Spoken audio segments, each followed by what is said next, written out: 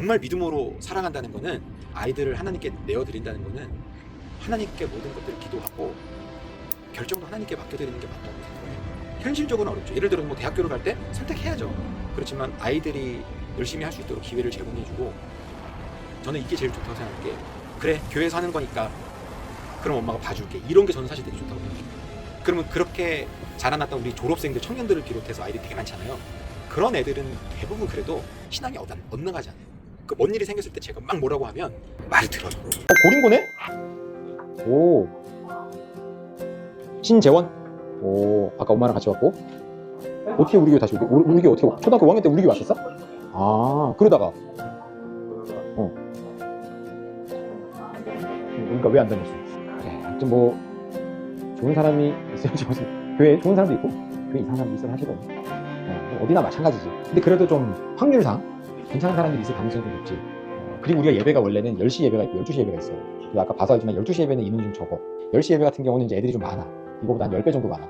차이가 좀 많이 나거든. 그래서 만약에 이제 음악이나 찬양이나 이런 퀄리티나 이런 거 한번 10시 예배도 괜찮다 그러면 10시 예배 와봐도 되고, 그 다음에 12시가 10시 예배보다 조금 한가롭다 그래야 되나? 그리고 인원이 좀 적으니까 좀 쾌적하다 그래야 되나? 이런 차이가 좀 있어.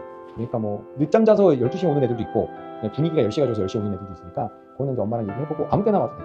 아무 때나 와도 되니까 그건 선택하면 되고. 그리고 이제 12시 예배 같은 경우는 우리가 보통 이렇게 계산 대충 뭐 12시 50분 1시쯤 끝나잖아. 그러면 우리가 저기 또 동아리가 또 있어. 혹시 게임 하냐? 게임 뭐해? 뭘 할 줄 알아? 그러니까 뭐 원하면 나도 같이 게임도 하고 그래도 돼. 12시 예배 드릴 때 장점은 이제 동아리가 있잖아. 고민해보고 궁금한 거 있으면 진짜 연락 주고. 아니 주보 안 받았지? 아까 들어올 때 못 받았어 주보? 나갈 때 주보 하나만 좀 챙겨주세요. 선생님하고 하는데 우리 이제 4주로 오는데, 오늘 이제 우리 1주차 했고, 다음 주에 이제 2주차 하고, 3주차부터는 1부 예배 같은 경우는 반모임이 있는데 2부 예배는 반모임이 따로 없어. 그러니까 와서 예배만 드리고 좀 되게 간편하게 예배만 드리고 쓱 가버리는 거야. 그런 거 좋아하는 애도 있어. 관심 받는 것도 안 좋아하는 애. 그런 애들이 있게 있고, 친구 모임이나 하고 싶은 애들은 10시 예배 와가지고 반모임도 하고 회식할 때 회식하고, 이렇게 해서 고민해보고, 선생님하고 교회 소개 좀 들어보고, 사진도 선생님하고 찍어주실 거야. 그러니까 찍어서 올려주세요. 다음 주에 만나자. 네. 와, 네. 와, 네. 너 키 그만 큰 거지 이제? 야 여기 다 깼다 너. 와. 와. 와. 좀 같이 오네. 하이.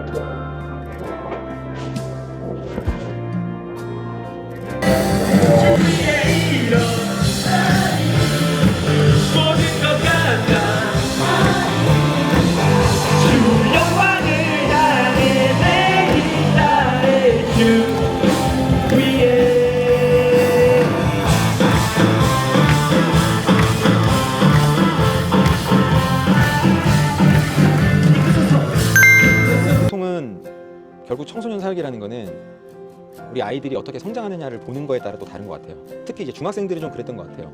중학교 1학년 애들이 올랐을 때는 초등학생 같은데, 시간이 조금 지나면 이제 자기들이 청소년기라고 막 그러거든요. 근데 중학교 1학년과 3학년의 이 편차가 되게 많이 커요.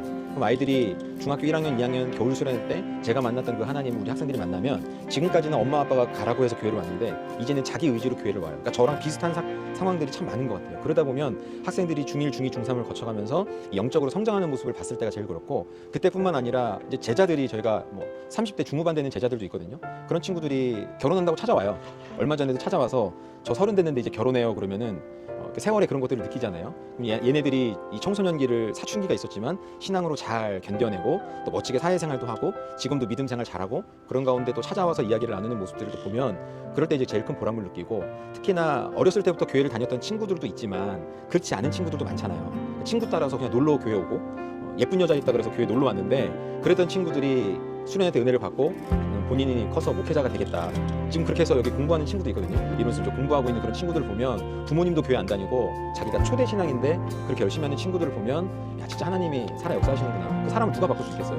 교회에서 담배 피고 몰래 숨어서 담배 피고 이런 애들 보면, 아우 저 커서 뭐가 되려고 그러나 라는 생각들도 있지만, 뒤집어 생각하면 교회가 얘를 품지 않으면 안 된다는 생각이 더 커요 사실은. 그러니까 어떻게 누군가를 판단하는 자리가 아니고, 진짜 교역자라는 거는 그 부서에 내가 낳진 않았지만 그러니까 바울과 같은 마음으로, 바울이 디모데를 품었던 마음처럼 얘는 내 아들이고 자식이다, 이런 마음들이 되게 크거든요. 그러면 혼내는 것도 그래서 되게 세게 혼내고 엄청 뭐라고 해요. 야단도 치고. 그 마음이 애정이 있어서 그런 거지, 어우 쟤는 커서 잘못될 거야 이런 생각보다는, 우리 교회가 쟤를 품지 않으면 쟤 어떡하나, 교회라도 나오니까 그나마 다행이고, 교회라도 나오니까 실수하고 잘못했을 때 뭐라고라도 얘기를 해줄 텐데, 요즘에는 세상이 너무 험악하다 보니까 저도 뭐 공원이나 이런 데서 아이들 막 담배 피거나 이런 애들 보면 선뜻 제가 너네 그러지 마라 이렇게 말하기가 어렵거든요. 근데 이제 우리 교회 와서 그러니까 걔는 뭐 등짝 스매싱도 하면서 막 그러면 안 된다 그러기도 하고, 사실 졸업한 학생 청년 중에서도 아직까지 조금 그런 어려움을 겪는 친구들을 또 만났어요. 주일날 청년부 예배 간다고. 그럼 뭐 딱 보면 아직까지 상태가 뻔히 보이잖아요.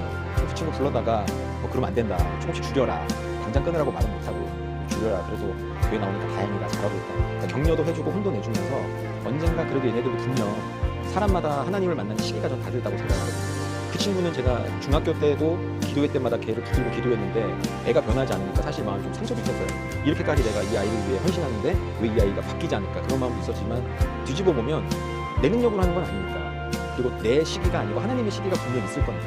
하나님이 모세를 부르셨던 시기가 있는 것처럼, 다 사람들을 부르셨던 시기가 있는 것처럼, 다윗은 어렸을 때 불렀지만 모세는 80이 돼서 부르셨잖아요. 그것처럼 나를 부르신 때가 중학교 2학년이라면 쟤를 부르신 때도 분명히 있지 않을까. 학생들을 대할 때 그 학생이 어떤 상태냐에 따라서 저는 다르게 접근해야 된다고 생각해요. 성도들도 권사님을 대할 때 다르고, 새가족들을 대할 때 다르고, 초신자를 대할 때 좀 달라야 된다고 생각하거든요. 이거는 차별이 아니고 차별화된 접근 방법이 필요하다고 저는 생각해요. 쟤네들한테는 아직까지 시간이 필요하니까. 어떻게 보면 학생들한테는 저는 이제 목회자가 너무 목사스럽지 않았으면 좋겠다고 생각을 해요. 내 사람들이, 저희 담임 목사님도 그런 마인드인데, 목사다운 것하고 목사스러운 것하고 그냥 저는 그런 차이가 있거든요. 학생들한테 목회자다워야 될 때는 목회자다운 모습을 보여줘야죠. 기도회라든지 그런 결단할 때라든지 헌신하는 모습들은 사실 시간이 지나면 학생들이 누구보다 빨리 알아요. 어른들보다 학생들이 더 빨리 하는 게, 어른들은 쌓여져온 것들이 데이터가 있고 그다음에 보시는 안목들도 틀이 있기 때문에 그 안에서 어떻게 보면 사람들이 더 잘 보실 수도 있지만, 학생들은 눈으로 보는 게 아니라 몸과 마음으로 체득을 하거든요. 그러니까 목사님이랑 나랑 만나서 말 한마디 하는 거, 목사님 어떤 선택하는 거, 이런 것들을 애들이 되게 잘 봐요. 그래서 왜 부모님들도 가정에서 자녀들 앞에서 행동을 조심해야 된다는 말이 그런 거잖아요. 그러다 보니까 우리 학생들 같은 경우는 제가 말은 그렇게 하고 이렇게 거침없이 하는 것 같아도 어떤 선택하거나 사역하는 모습들, 결단하는 모습들, 기도하는 모습들을 봤을 때 그냥 겉으로만 목사스러운 사람이 아니라 목사다운 목사가 돼야 되지 않을까. 그러니까 저도 그렇게 생각하고 학생들이 원하는 것도 그런 것 같아요. 그래서 어떤 경우에는 그렇다고 막 대놓고 막 욕을 할 수는 없지만 어느 정도 아이들 눈높이에서 위해서 사용할 수 있는 말들을 써줘야 그래도 학생들이 오히려 설교를 들을 때도 훨씬 더 와닿을 수 있지 않을까. 네, 저는 학생들한테 울타리를 만들어줘야 된다고 늘 주장을 해요. 학생들이 마음껏 신앙 안에서 마음껏 꿈을 펼쳐보고 시도해보고 도전해보고 예배드리고 교회 안에서 놀 수 있는 그런 울타리를 교육자와 교사들이 만들어줘야 되고 교회가 만들어줘야 된다, 이 생각을 하거든요. 울타리라는 거는 아주 단순하잖아요. 양들이 초원에서 뛰어놀아요. 그런데 울타리가 없으면 어디로 갈지 모르는 상황이고, 또 곰과 사자가 왔을 때 그 양을 물어갈 수도 있는 위험도 있고, 그래서 이 울타리라는 거는 저는 그런 역할을 해준다고 보거든요. 아이들한테 어느 정도 선을 만들어주고 밖에서 외부에서 침입이 왔을 때 그것을 막아줄 수 있는 그런 역할들을 해준다고 봐서 학생들이 교회 안에서 도전해볼 수 있는, 해보고 싶은 것을 마음껏 할 수 있는데, 저는 또 잔소리가 좀 많은 편이거든요. 무대도 다 바꿔도 돼. 오히려 좀 바꿔봐. 그러니까 저는 오히려 주장해요, 아이들한테. 바꿔봐. 너무 쿨한 데서 하지 마. 마음껏 도전해봐. 너희들이 목사님한테 제안을 하면 이게 가능한지 안 가능한지는 목사님이 판단해 줄 테니까 너네들은 너무 제약하지 말라. 학생들이 어떻게 보면 교회 안에서 더 피곤함에 있는 경우들을 많이 봐서 저는 그것을 깨주고 싶고, 제가 그 울타리가 되시면 더 넓게 저는 성장할 수 있을 거라고 보고.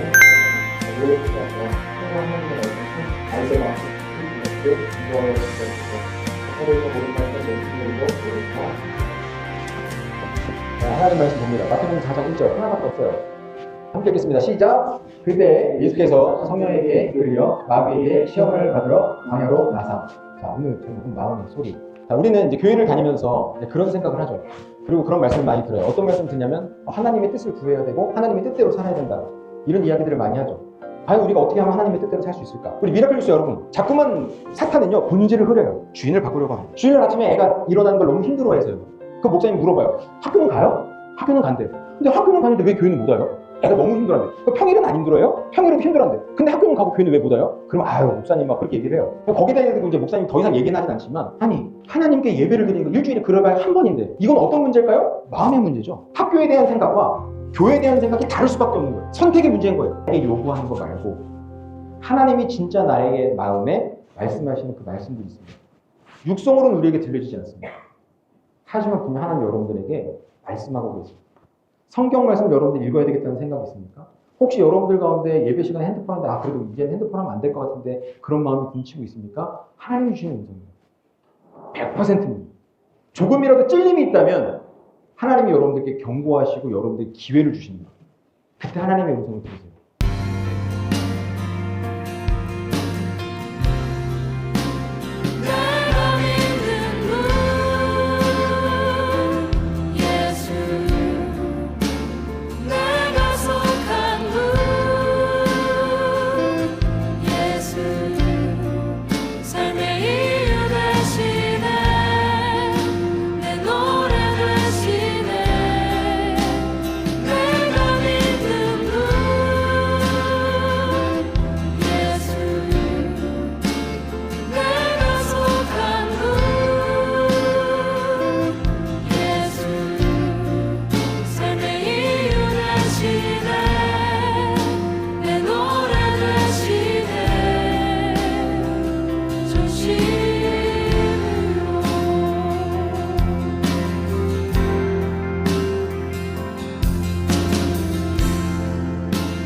주와